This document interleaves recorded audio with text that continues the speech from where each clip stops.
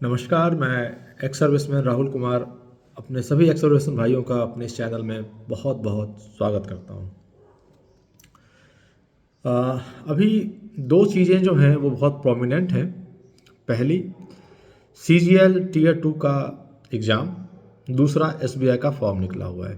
तो आज हम इसी दो विषय पर चर्चा करेंगे कि दोनों में क्या करना चाहिए। देखिए, CGL टीयर टू क्या है? आप तो फाइनल मेंस मान लीजिए, CGL मेंस। CGL मेंस में पहली बात यह है कि इनकम टैक्स इंस्पेक्टर बनने का शायद ये आखिरी मौका है। आगे शायद ये नोटिफिकेशन में नहीं मिलेगा आपको एक्स सर्विसमैन के लिए।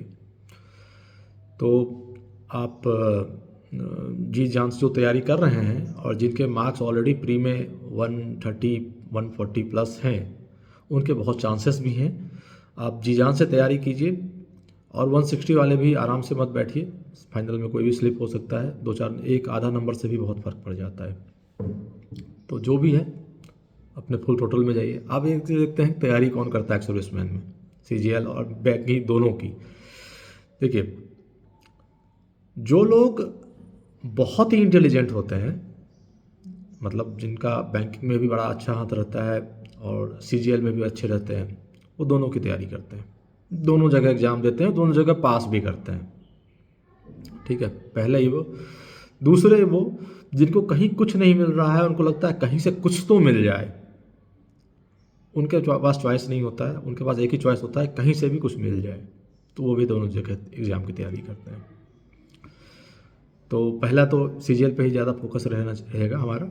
अभी पहले CGL, फिर SBI पे आएंगे। तो अभी क्या है, मात्र 12-13 दिन बचा है।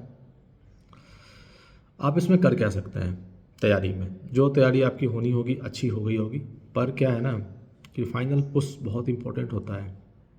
ठीक है, जिनके मार्क्स 130 140 प्लस थे टीयर 1 में, वो टाइपिंग पर फोकस ना करें। ठीक है, ऐसा नहीं है कि दिन में हम 4 घंटा टाइपिंग कर रहे हैं, टाइपिंग पास करना है।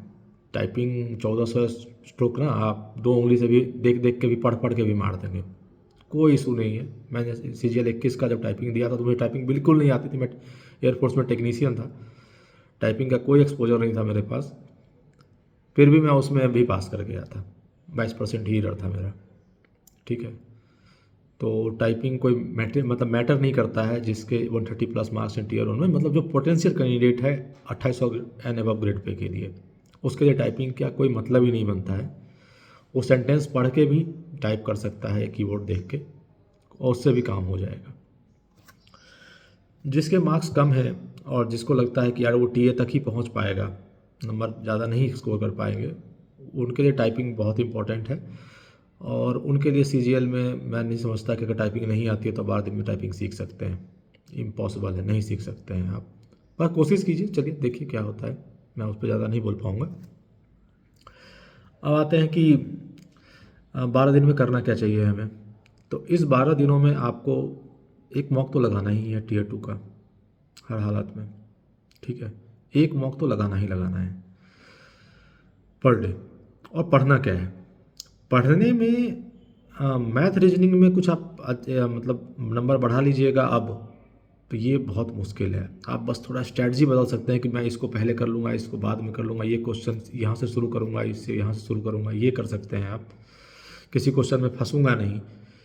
जो क्वेश्चन मुझे टफ दिख रहा है या मैं पहली बार जिस क्वेश्चन को देख रहा हूँ उसको मैं छोड़कर आगे बढ़ जाऊँगा, पढ़ने की भी जहमत नहीं उठाऊँगा। तो आप ये कर सकते हैं। आप इम्प्रूव कहाँ कर सकते हैं? आप इम्प्रूव कर सकते हैं इंग्लिश में, आप इम्प्रूव कर सकते हैं GS में। इस 12 दिनों में भी आप कम से कम 12 नंबर तो बढ़ा ही सकते हैं। तो कैसे इम्प्रूव होगा? देखिए, एरर मार्किंग और इंग्लिश में, और जो कंप्रीहेंशन बेस्ड क्वेश्चंस हैं इन सब का, या सेंटेंस आगे पीछे करके जो होता है रीएडजस्टमेंट करना, इन सब में आप कुछ कर नहीं पाएंगे। वो देन एंड देयर एग्जाम में ही डिसाइड हो जाएगा। पर one of substitution, antonyms, synonyms, ये जो है ये रिपीटेड क्वेश्चन होते हैं SSC के। मतलब कई बार पूछे जा चुके होते हैं, एक ही क्वेश्चन को बार बार पूछते हैं वो लोग। तो ये 2-3 सेगमेंट जो हैं, जो कि वोकैब से रिलेटेड सेगमेंट हैं, इसको आप थोड़ा सा फोकस कीजिए। डेफिनेटली इससे कुछ क्वेश्चन फंस जाएंगे एग्जाम में, और इन एसएससी का एक और ख़ास बात होता है बैंकिंग से थोड़ा अलग, कि इसके क्वेश्चन इतने अलग होते हैं कि अगर आप पढ़ के नहीं गए हैं तो अंदाजे से आप इसको सही नहीं कर पाएंगे। ये फैक्ट है एसएससी का। तो आपको एसएससी के लिए आपको तैयारी करनी पड़ेगी इन क्वेश्चंस की अच्छे से, ठीक है, वोकेब के बारे में। क्योंकि वोकेब ऐसा नहीं आता है जो आप वोकेब कहीं यूजुअली न्यूज़पेपर में या कहीं पढ़ा होगा आपने, ऐसा वोकेब नहीं आता है बैंकिंग में, एसएससी में। एसएससी का वोकेब बिल्कुल अलग लेवल का रहता है, वो बार बार एग्जाम में पूछा जाता है। जो पढ़ के जाता है वो 2 सेकंड में बनाता है, जो नहीं पढ़ के जाता है अपना 20 सेकंड वेस्ट भी करता है और गलत मार के आता है। ये होता है एसएससी का वोकेब।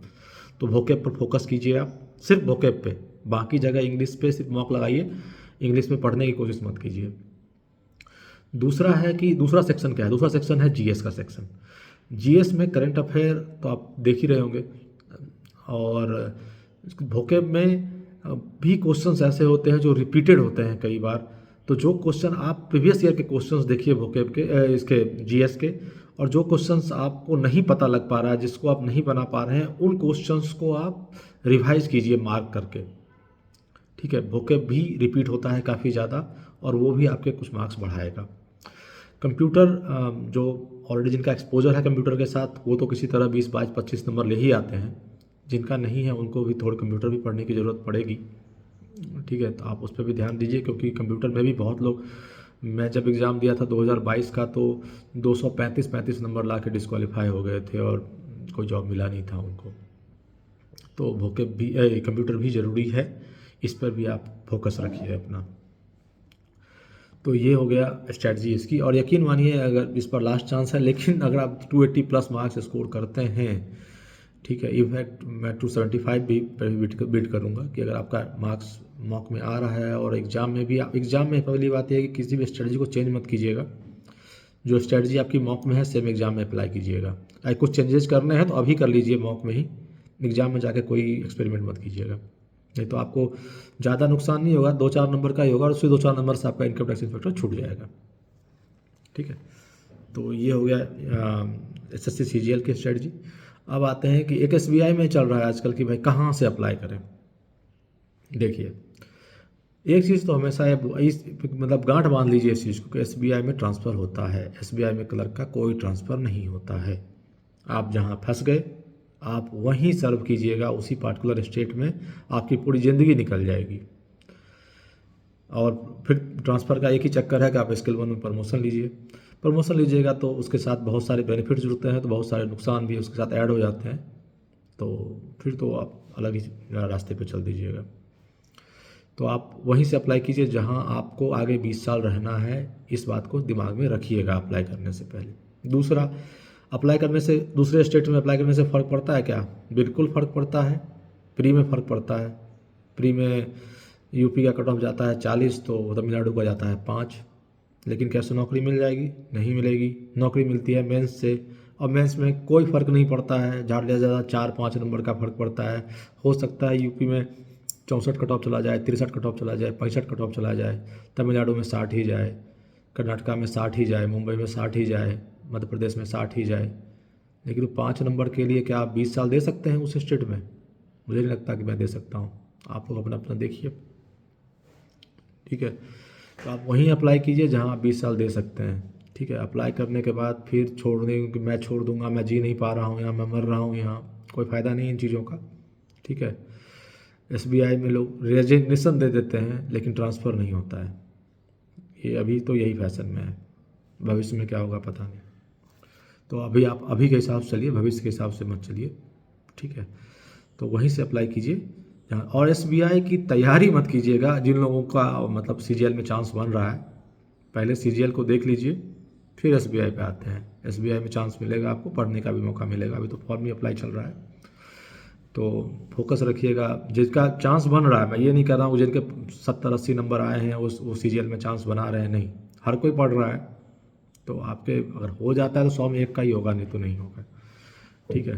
टीयर 1 में 1:20 पे लेता है सीजीएल, तो आप 20 में से 1 पे हैं, तो ज़्यादा चांस बनता नहीं है। लेकिन जिनका चांस बन रहा है उनका फोकस सीजीएल ही होना चाहिए। एसबीआई में उसके बाद एसबीआई पे आएंगे, ठीक है। और बाकी वो जो कंपैरिजन है बैंकिंग वर्सेस एसएससी, वो चलता रहेगा। देखिए काम के प्रोपोर्शन में पैसा मिलता है, एसएससी में थोड़ा वर्कलोड कम है तो पैसा थोड़ा कम मिलता है, बैंकिंग में वर्कलोड अच्छा खासा है तो पैसा भी अच्छा खासा मिलता है। ठीक है, बस इतना ही है। लगे रहिए, पढ़ते रहिए, बस पढ़ते रहिए, सबसे ज़्यादा इंपॉर्टेंट ये है। स्ट्रेटजी तो मैं या कोई भी आपको बता देगा। चलिए बाय बाय।